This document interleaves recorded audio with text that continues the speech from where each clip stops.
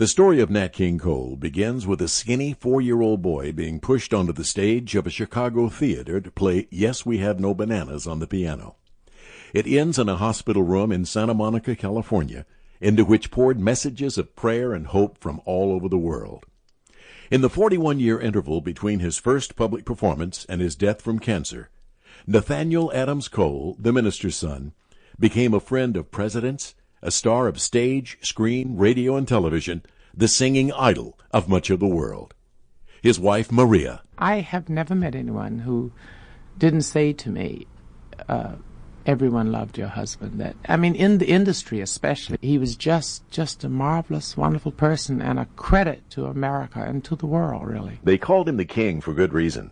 Few can point to his long and unbroken reign as one of the most listened-to performers in popular music. According to the biographical film, Nat's singing talents were first discovered when a drunk patron of a dive in L.A. insisted Nat sing Sweet Lorraine rather than have the trio simply play it.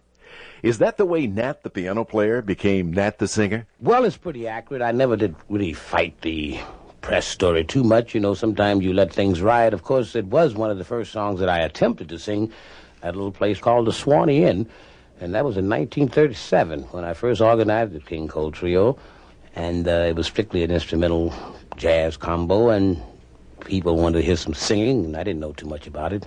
I knew enough to carry a tune, and Sweet Lorraine was the first thing that came to my mind because I've always been fond of this song, because I remember years ago around Chicago when I was growing up, a fellow by the name of Jimmy Noon used to use this for his theme song. And I fell in love with this song, and so I just started singing it. Sweet Lorraine, Paper Moon, Body and Soul, and songs like that were all made in the first King Cole Trio album for Capitol Records.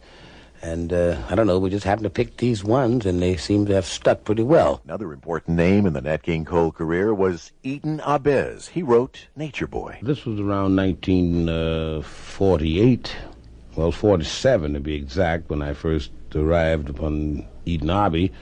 He has written a lot of songs, but this one was sort of different. When he came down to the dressing room, he was shocked in the attire of this young man with sandals, a robe, a long beard, and long hair.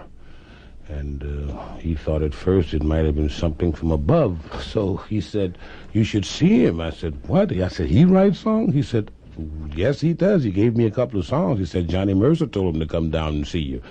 So I opened them up, and there was 2 songs. One called He's a Gone Yogi, and the other one was called Pogo Stick Bounce. Yes, it was 3, and the other one was called Nature Boy. Just before leaving on the... Sample complete. Ready to continue?